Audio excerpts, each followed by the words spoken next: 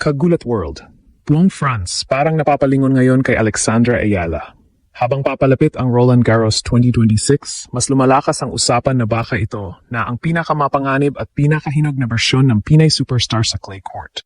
Hindi na ito simpleng future prospect lang. Ang tingin ngayon ng international tennis media kay Alex, legit threat na sa Grand Slam stage. Sa nakaraang mga buwan, sunod-sunod ang malalaking exposure ni Alex laban sa elite players ng WTA Tour. Naranasan niya ang pressure ng Rome, Madrid, Stuttgart at iba pang clay tournaments habang unti-unti niyang ina-adjust ang kanyang laro para sa mas mabagal at mas tactical na ibabaw ng Roland Garros. At kahit may ilang pagkatalo, ibang klase ang ipinakita niyang composure at maturity ngayong 2026 season. Mas lalong nakagulat ang pag-angat niya sa rankings. Sa ilang projections, posible siyang umakyat pa sa top 35 habang papasok sa French Open. Para sa isang 20-year-old Filipina na dating junior champion lang ang tingin ng mundo, napakalaking transformation nito. Pero ang pinakadelikado kay Alex ngayon, confidence. Hindi na siya intimidated sa malalaking pangalan. Napatunayan na niya noong nakaraang taon na kaya niya makipagsabayan sa world-class opponents at ngayong mas kumpleto na ang experience niya, maraming fans ang naniniwalang posible ang isang historic Grand Slam breakthrough. At kung magtutuloy-tuloy ang momentum niya sa Strasbourg at Roland Garros, baka ang susunod na magulat ay ang buong tennis world mismo. Parang kailan lang, si Alex ay tinitingnan lang bilang promising junior player mula sa Pilipinas. Pero ngayong 2026, ibang usapan na. Ang dating future star ay unti-unti nang nagiging tunay na contender sa pinakamalalaking torneo sa mundo. At ang pinakamainit na usapan ngayon ay kung kaya na ba niyang manalo ng unang Grand Slam title sa Roland Garros. Sa totoo lang, may dahilan kung bakit maraming analysts sa Europe ang nagsisimulang seryosohin si Alex sa clay season na ito. Hindi lang dahil sa ranking niya, hindi lang dahil sa hype, kundi dahil sa style niya na sobrang bagay sa clay courts ng France. Ang laro ni Alex ay built sa patience, court IQ, angle creation, at timing. Hindi siya umaasa lang sa power gaya ng ibang young stars. Marunong siyang mag-construct ng points. Marunong siyang maghintay ng tamang opening bago umatake. At sa clay, yan ang isa sa pinakamahalagang armas. Sa road niya papuntang Roland Garros, naglaro siya sa ilang major clay tournaments gaya ng Madrid at Rome.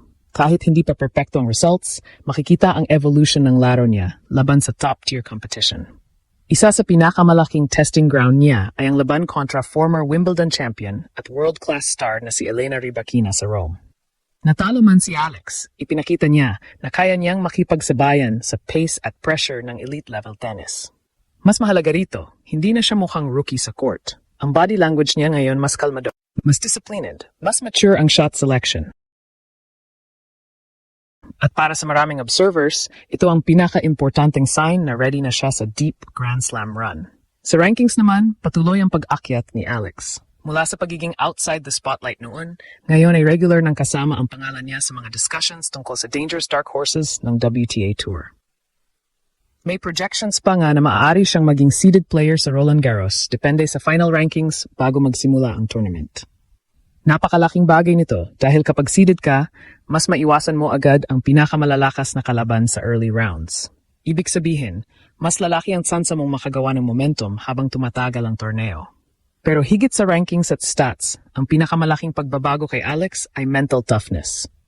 Noong mga nakaraang taon, minsan makikita ang inconsistency niya laban sa higher-ranked players. Ngayon, lumalaban na siya ng walang takot. At ito ang dahilan kung bakit maraming fans sa France mismo ang nagsisimulang ma-curious sa Filipina sensation na ito.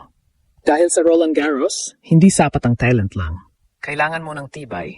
At mukhang unti-unti nang nagiging tunay na mandirigma si Alex sa pinakamahirap na surface sa tennis. Pero habang lumalaki ang hype kay Alex bago ang Roland Garros, mas lumalalim din ang tanong ng tennis world. Handa na nga ba talaga siyang maging Grand Slam champion? Dahil sa totoo lang, ibang klaseng pressure ang dala ng French Open. Hindi ito katulad ng ordinaryong WTA tournament kung saan isang magandang linggo lang pwedeng sapat para mag-champion. Sa Roland Garros, sinusubok ang bawat parte ng laro mo, physical, mental, tactical, at emotional. At dito ngayon haharap si Alex sa pinakamalaking challenge ng career niya. Isa sa mga pinakamapapansing pagbabago kay Alex ngayong 2026 ay ang confidence niya sa long rallies.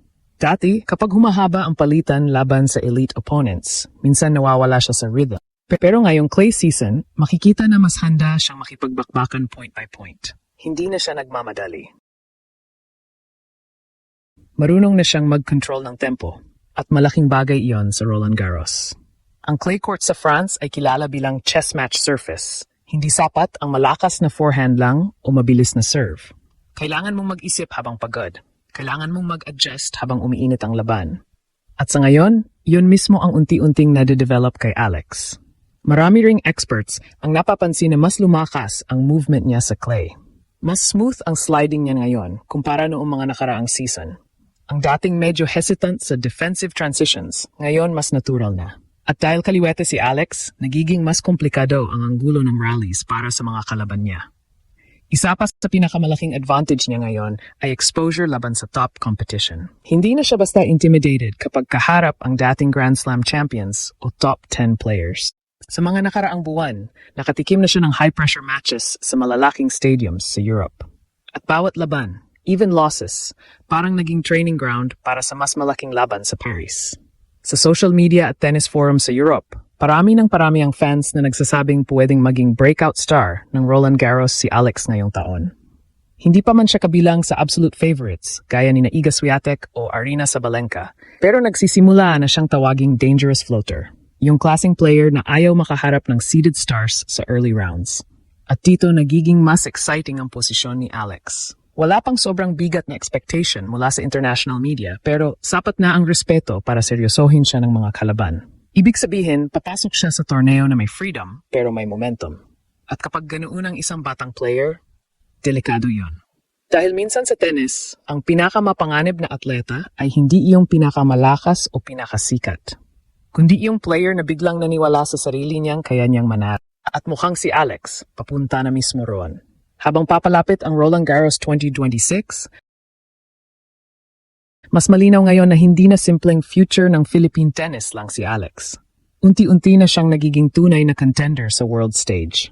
Ang dating junior champion na pinapanood lang ng mga Pilipino ngayon ay sinusuri na rin ng international analysts, European fans, at mismong mga elite players sa WTA Tour. At ang pinaka-nakagulat, mukhang hindi pa ito ang final form niya. Sa edad na 20, dala na niya ang composure, experience, at confidence na karaniwang nakikita lang sa mas veteranong players. Habang lumalalim ang clay season, lalong nagiging dangerous ang laro niya. Mas patient, mas tactical, at mas fearless. Pero sa Grand Slam stage, isang momentum run lang ang kailangan para mabago ang lahat. At kung mag-click ang teaming, confidence, at draw ni Alex sa Paris, posible talagang masaksihan ng buong mundo ang pinaka-historic na sandali sa kasaysayan ng Philippine tennis. Dahil baka sa Roland Garros na ito, tuluyang ipakilala ni Alex ang sarili niya bilang susunod na Grand Slam superstar.